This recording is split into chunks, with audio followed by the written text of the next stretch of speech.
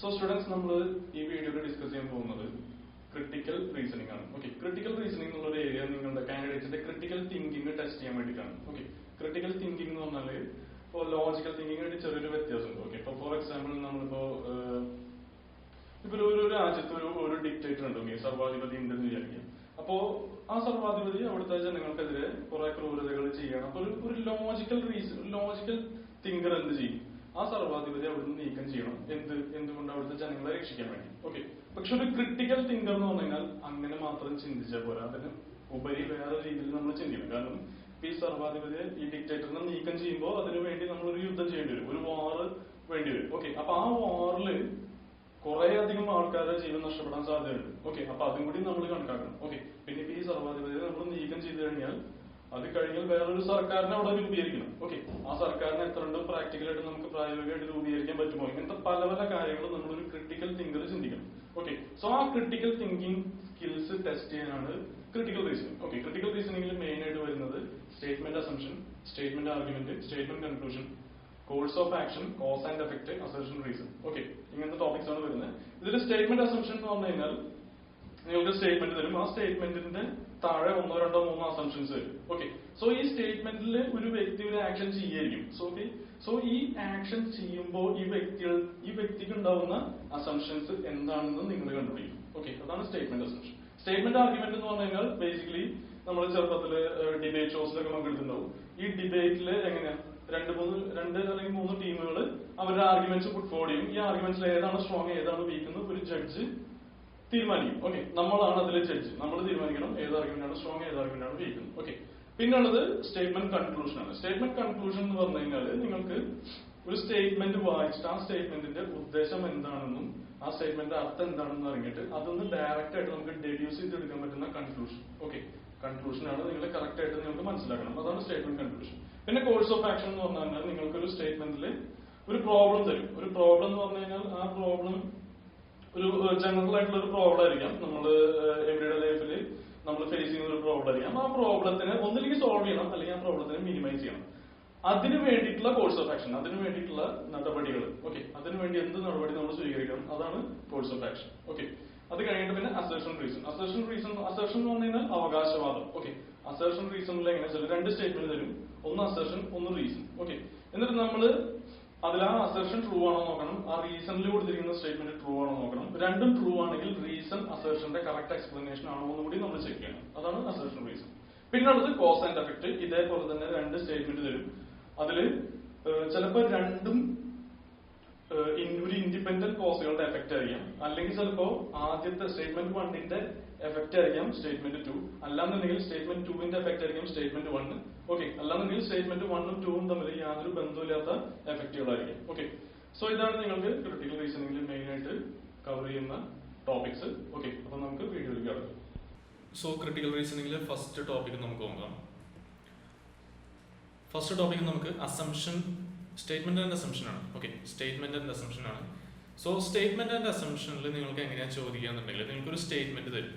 Okay, ആ സ്റ്റേറ്റ്മെന്റിന്റെ താഴെ 2, 3 അസംഷൻസ് നിങ്ങൾക്ക് കൊടുത്തിട്ടുണ്ടാവും. ഓക്കെ, 2, 3 അസംഷൻസ് കൊടുത്തിട്ടുണ്ടാവും. സോ ആ തന്നിരിക്കുന്ന സ്റ്റേറ്റ്മെന്റ് ഏത് അസംഷനെ ഡിപ്പെൻഡ് ചെയ്തിട്ടിരിക്കുന്നതാണെന്നുള്ളത് നമ്മൾ കണ്ടുപിടിക്കണം. ഓക്കെ, ആ തന്നിരിക്കുന്ന സ്റ്റേറ്റ്മെന്റ് ഏത് അസംഷനെയാണോ ഡിപ്പെൻഡ് ചെയ്തിട്ടുള്ളത് എന്നുള്ളത് നമ്മൾ കണ്ടുപിടിക്കണം. ഓക്കെ, സോ ആ സ്റ്റേറ്റ്മെന്റിൽ നിങ്ങൾക്ക് ഒരു ആക്ഷൻ ആയിരിക്കും തരിക. ഓക്കെ, നിങ്ങൾക്കൊരു ആക്ഷൻ ആയിരിക്കും തരിക. സോ ആ ആക്ഷൻ എന്ത് അസംഷന്റെ ബേസിലാണ് ചെയ്തിട്ടുള്ളത്?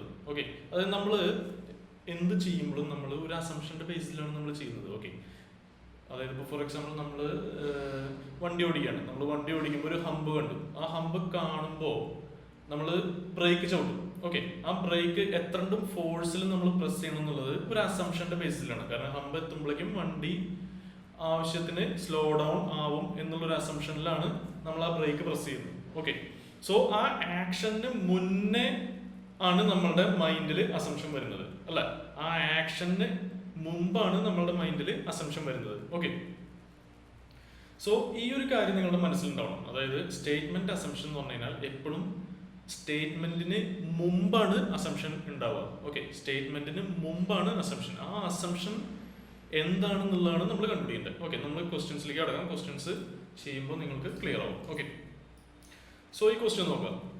സ്റ്റേറ്റ്മെന്റ് ഇതാണ്: the general administration department has issued a circular to all the employees informing them that henceforth the employees can avail their lunch break at any of the half hours between 1 to 2:30. Okay, can avail their lunch break at any of the half hour slots between 1 to 2:30. So ഇതാണ് നമ്മളുടെ statement. Okay, ഇതാണ് നമ്മളുടെ statement. Statement എന്താ പറയുന്നത്? General administration department. Okay, so just HR എന്ന് നിങ്ങൾ വിചാരിച്ചാൽ മതി. ആ HR പറയാണ് ആ എംപ്ലോയീസിന് 1 to 3:30 ഇടയിൽ ഹാഫ് ആൻ അവർ സ്ലോട്ടിൽ ഏത് വേണമെങ്കിൽ ചൂസ് ചെയ്യാമെന്ന്. ഓക്കെ, ഏത് വേണമെങ്കിൽ ചൂസ് ചെയ്യാമെന്നാണ്. അതാണ് ആക്ഷൻ. അപ്പോൾ ഒരു പർട്ടിക്കുലർ ഓർഗനൈസേഷൻ ഒരു ആക്ഷൻ എടുക്കുകയാണ്. ഓക്കെ, ഒരു പർട്ടിക്കുലർ ഓർഗനൈസേഷൻ ഒരു ആക്ഷൻ എടുക്കുകയാണ്. ഓക്കെ, നമ്മളുടെ ഉദ്ദേശം ഈ ആക്ഷൻ എന്ത് അസംഷന്റെ ബേസിസിലാണ് എടുത്തത് എന്നാണ് നമ്മൾ കണ്ടുപിടിക്കേണ്ടത്. ഓക്കെ, ഈ ആക്ഷൻ എന്ത് അസംഷന്റെ ബേസിസിലാണ് ഈ ഓർഗനൈസേഷൻ എടുത്തത് എന്ന് നമ്മൾ കണ്ടുപിടിക്കണം. അതിന്റെ താഴെ അസംഷൻസ് നമുക്ക് തന്നിട്ടുണ്ട്. Employees may welcome the decision and avail lunch break at different time slots. Okay, employees may welcome the decision and avail lunch break at different time slots. അത് ശരിയായിട്ടുള്ള അസംഷൻ ആണോ? അത് ശരിയായിട്ടുള്ള ഒരു അസംഷൻ ആണോ?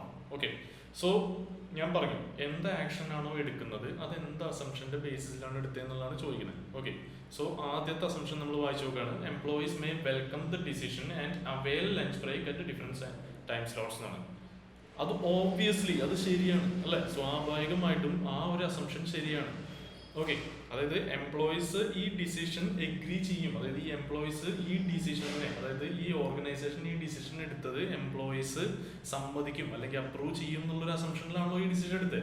ഓക്കെ, എംപ്ലോയീസ് ഇത് സമ്മതിക്കില്ല എന്നുണ്ടെങ്കിൽ ആ ഓർഗനൈസേഷൻ ആ ഡിസിഷൻ എടുക്കേണ്ട കാര്യമുണ്ടോ? ഓക്കെ, എംപ്ലോയീസ് ഇത് സമ്മതിക്കില്ല എന്ന് ഓർഗനൈസേഷൻ അറിയാന്നുണ്ടെങ്കിൽ പിന്നെ എന്തിനാണ് അവർ ഈ ഡിസിഷൻ എടുക്കുന്നത്? സോ ഓർഗനൈസേഷൻ ഈ ഒരു അസംഷന്റെ ബേസിലാണ് ഈ ഡിസിഷൻ എടുത്തത്. ആ ഒരു അസംഷൻ 100% ട്രൂ ആണ്. ഓക്കെ, അടുത്ത അസംഷൻ നമുക്ക് വായിച്ചു നോക്കാം.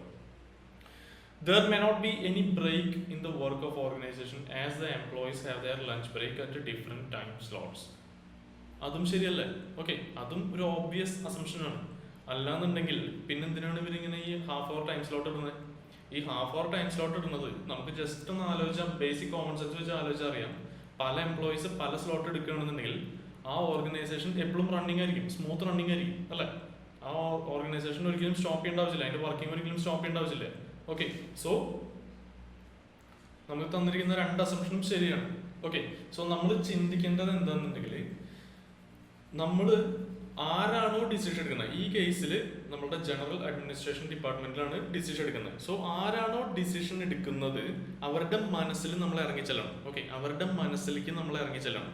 ഓക്കെ, എന്നിട്ട് നമ്മൾ ജസ്റ്റ് നമ്മളുടെ ബേസിക് ലോജിക് വെച്ച് ആലോചിച്ച് നോക്കുക. ഈ ഡിസിഷൻ എടുക്കുന്നതിന് മുമ്പുള്ള അസംഷൻസ് എന്തായിരിക്കും എന്ന് ആലോചിച്ച് നോക്കുക. ഓക്കെ, ജസ്റ്റ് ഒന്ന് ആലോചിച്ച് നോക്കുക. ആ തന്നിരിക്കുന്ന അസംഷൻസ് ആണോ അത് ശരിയാണോ എന്നുള്ളത് നമുക്ക് അപ്പം തന്നെ കിട്ടും. ഓക്കെ, നമുക്ക് അപ്പം തന്നെ കിട്ടും. ഓക്കെ, സോ ഈ കേസിൽ നമുക്ക് രണ്ട് അസംഷനും ശരിയായ കാരണം നമ്മളുടെ ഓപ്ഷൻ ഇ ആയിരിക്കും. Both assumption 1 and 2 are implicit. Okay, implicit എന്നുള്ള വേർഡിന്റെ മീനിങ് ഒന്നുമില്ല, ഇൻഡയറക്ട്ലി ഇംപ്ലൈഡ്, അത്രേ ഉള്ളൂ. ഇൻഡയറക്ട്ലി ഇംപ്ലൈഡ് എന്നുള്ള ഒരു അർത്ഥമാണ് ഇംപ്ലിസിറ്റ് എന്നുള്ള വാക്കിന് വരുന്നത്. കാരണം ഡയറക്ട്ലി നമുക്ക് അറിയില്ല, പക്ഷെ നമുക്കത് ഇംപ്ലൈഡ് ആണ്. ഇംപ്ലൈഡ് എന്ന് പറഞ്ഞു കഴിഞ്ഞാൽ ആ ഒരു സംഭവമാണ് അവർ ഉദ്ദേശിക്കുന്നത്. ഓക്കെ, ഉദ്ദേശിക്കുന്നത് അതാണെന്ന് നമുക്ക് ഗണിച്ചെടുക്കാൻ പറ്റും. ഓക്കെ, ഗണിച്ചെടുക്കാൻ പറ്റും, അതാണ് അതിന്റെ ഉദ്ദേശം. ഓക്കെ, അടുത്ത question. The government has made an appeal to all the citizens to honestly pay income tax and file returns reflecting true income level to help government to carry out development activities എന്ന് പറയുന്നത്. Okay, so basically തന്നെ എല്ലാവരോടും income tax correct ആയിട്ട് file ചെയ്യണം എന്നാണ് പറയുന്നത്. Government basically എല്ലാവരോടും income tax correct ആയിട്ട് ഫയൽ ചെയ്യണം എന്നാണ് പറയുന്നത്. ഓക്കെ, സോ നമ്മൾ അസംഷൻസ് വായിക്കുമ്പോൾ നമ്മുടെ മനസ്സിൽ എന്ത് വേണം? ഗവൺമെന്റ് ഈ ഡിസിഷൻ എടുക്കുന്നതിനും മുമ്പ് ഗവൺമെന്റിന്റെ അസംഷൻസ് എന്തായിരിക്കും എന്നാണ് നമ്മൾ ആലോചിക്കേണ്ടത്. സോ അസംഷൻ 1 കറക്റ്റ് ആണോ എന്ന് നമുക്ക് നോക്കാം. People may now start paying more taxes in response to the appeal. അത് ശരിയല്ലേ? അത് ശരിയാണ്. ഓക്കെ, അതായത് ഗവൺമെന്റ് ഇങ്ങനൊരു ഓർഡർ ഇറക്കുമ്പോൾ ആൾക്കാരെ അതനുസരിക്കും എന്നുള്ളൊരു ബേസിക് അസംഷൻ ഉണ്ടാവുമല്ലോ. ഓക്കെ, ആൾക്കാരെ അതനുസരിക്കില്ല എന്നാണ് ഗവൺമെന്റ് വിചാരിക്കണമെന്നുണ്ടെങ്കിൽ ഗവൺമെന്റ് ഈ ഓർഡർ ഇറക്കേണ്ട ആവശ്യമില്ലല്ലോ. ഓക്കെ, ആൾക്കാരെ അതനുസരിക്കില്ല എന്നുണ്ടെങ്കിൽ ഗവൺമെന്റ് ഈ ഓർഡർ ഇറക്കേണ്ട ആവശ്യമില്ലല്ലോ. So people may now start paying more taxes in response to the appeal, അത് ശരിയാണ്, ആ അസംഷൻ ശരിയാണ്. Okay, total income tax collection may considerably increase in the near future. അതും ശരിയാണ്, ആ അസംഷനും ശരിയാണ് അല്ലേ? അതായത് ഇൻകം ടാക്സ് കളക്ഷൻ കൂട്ടലാണ് ഗവൺമെന്റിന്റെ ഉദ്ദേശം. ഓക്കെ, എല്ലാവരോടും ഇൻകം ടാക്സ് ഫയൽ ചെയ്യാൻ പറയുന്നത് എന്തുകൊണ്ടാണ്? ഇൻകം ടാക്സ് കളക്ഷൻ കൂട്ടാനാണ്, ഗവൺമെന്റിന്റെ വരുമാനം കൂട്ടാനാണ്. ഓക്കെ, അതൊക്കെ ബേസിക് ലോജിക് വെച്ച് നിങ്ങൾക്ക് കിട്ടും. ഓക്കെ, ബേസിക് ലോജിക് ആണ്. സോ രണ്ടാമത്തെ അസംഷനും ശരിയാണ്.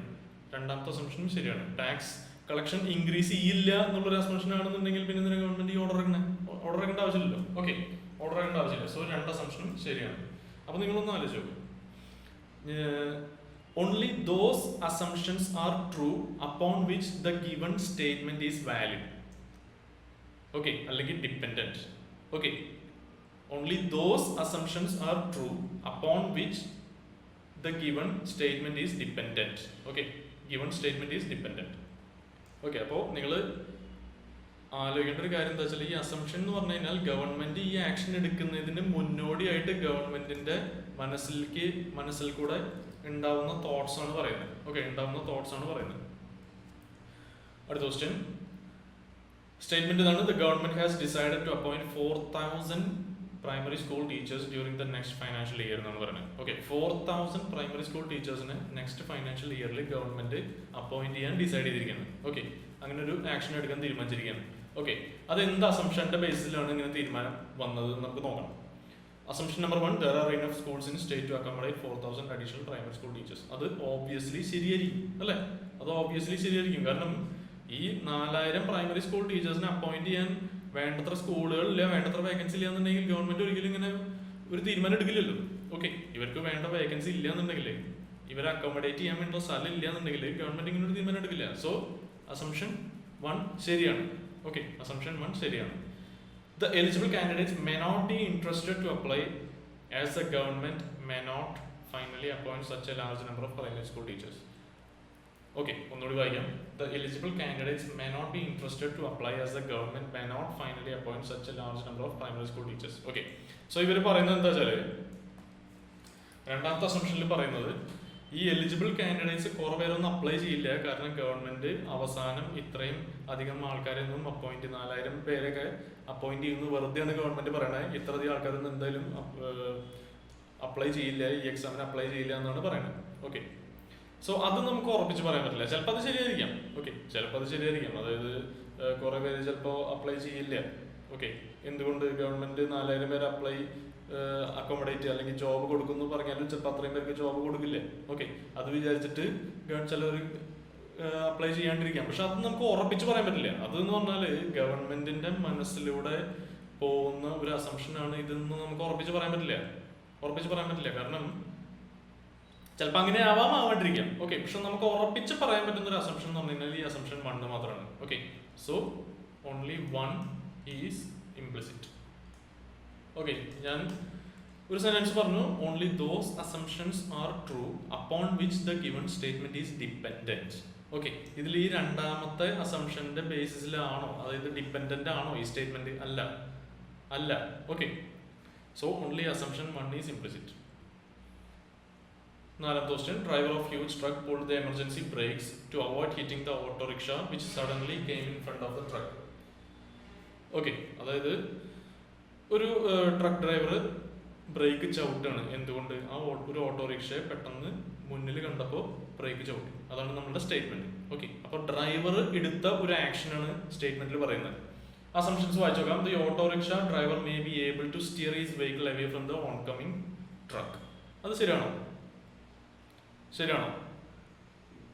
അതൊന്നും നമുക്ക് ഉറപ്പിച്ച് പറയാൻ പറ്റില്ല. കാരണം ഇപ്പം നമ്മൾ ഒരു വണ്ടി കണ്ടിട്ട് നമ്മൾ ബ്രേക്ക് ചവിട്ടുമ്പോൾ നമ്മൾ ബ്രേക്ക് അവിടെ എത്തുമ്പോഴേക്ക് ആ വണ്ടി മാറിപ്പോകുന്നൊന്നും നമുക്ക് അങ്ങനത്തെ ഒരു അസംഷനിലല്ല നമ്മൾ ബ്രേക്ക് ചവിട്ടുക. ഓക്കെ, അങ്ങനത്തെ ഒരു അസംഷനിലല്ല നമ്മൾ ബ്രേക്ക് ചവിട്ടുക. സോ അസംഷൻ 1 തെറ്റാണ്.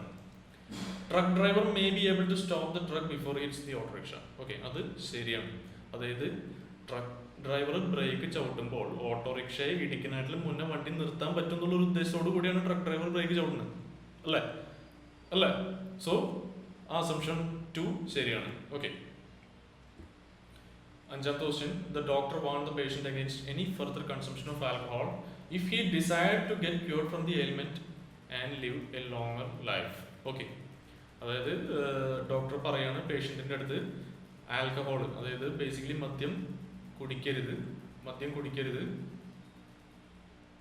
കാരണം അസുഖങ്ങൾ മാറണമെന്നുണ്ടെങ്കിൽ, അതായത് ആ വ്യക്തിക്കുള്ള അസുഖം മാറണമെന്നുണ്ടെങ്കിൽ ഡോക്ടർ ആ വ്യക്തിയോട് പറഞ്ഞു മദ്യം കുടിക്കരുത്. ഓക്കെ, ഇത് എന്ത് അസംഷന്റെ ബേസിലാണ് ഡോക്ടർ ഇത് പറഞ്ഞതെന്നാണ് ചോദിക്കുന്നത്. ഓക്കെ, നമ്മളുടെ സ്റ്റേറ്റ്മെന്റിൽ നമ്മുടെ സബ്ജക്റ്റ് ഡോക്ടറാണ് ആക്ഷൻ എടുക്കുന്നത്.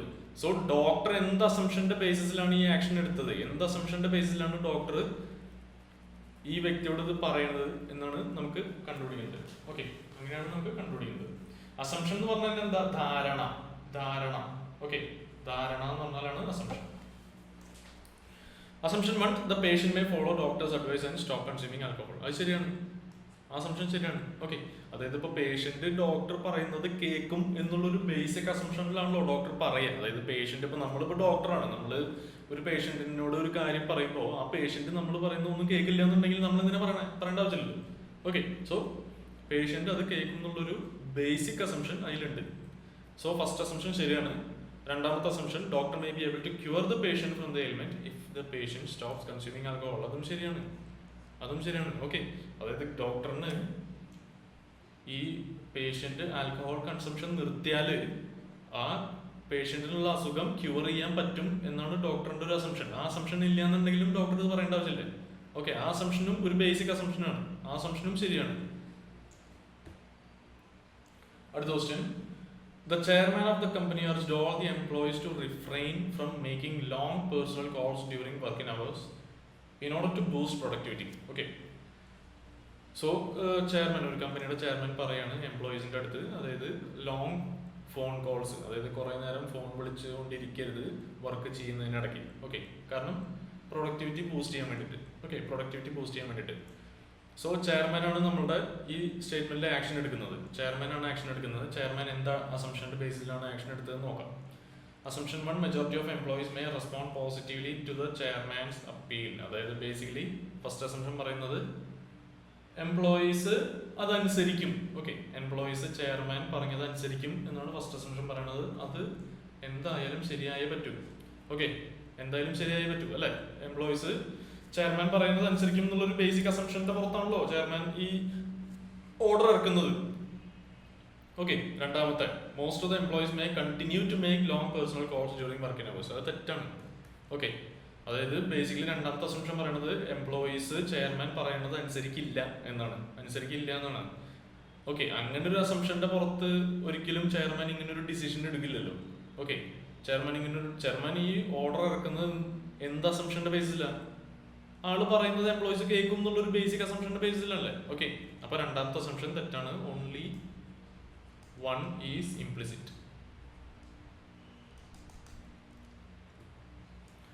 അടുത്ത ക്വസ്റ്റ്യൻ, സ്റ്റേറ്റ്മെന്റ് ഇതാണ്, the local cultural club decided to organise a musical event to raise money for the construction of the club building എന്നാണ് പറയുന്നത്. ഓക്കെ, ഒരു കൾച്ചറൽ ക്ലബ്ബ് ഒരു മ്യൂസിക്കൽ ഇവന്റ്, ഒരു സോങ് ഇവന്റ് ഹോൾഡ് ചെയ്യാണ്. Okay, എന്തിന്? Basically fund raising ആയിട്ട്, അതായത് കുറച്ച് പൈസ ഉണ്ടാക്കാൻ വേണ്ടിയിട്ട്. എന്തിനാണ്? ഒരു ക്ലബ് ബിൽഡിംഗ് കൺസ്ട്രക്ട് ചെയ്യാൻ വേണ്ടിയിട്ട്. അതാണ് നമ്മുടെ സ്റ്റേറ്റ്മെന്റ്. ഓക്കെ, സോ ആക്ഷൻ എടുക്കുന്ന ആള് കൾച്ചറൽ ക്ലബ്ബാണ്, ലോക്കൽ കൾച്ചറൽ ക്ലബ്ബാണ് ആക്ഷൻ എടുക്കുന്നത്. ഓക്കെ, ആ ആക്ഷൻ എന്തിന്റെ ബേസിലാണ് എടുക്കുന്നതെന്ന് നോക്കാം. എന്ത് അസംഷന്റെ ബേസിലാണ് എടുക്കുന്നതെന്ന് നോക്കാം.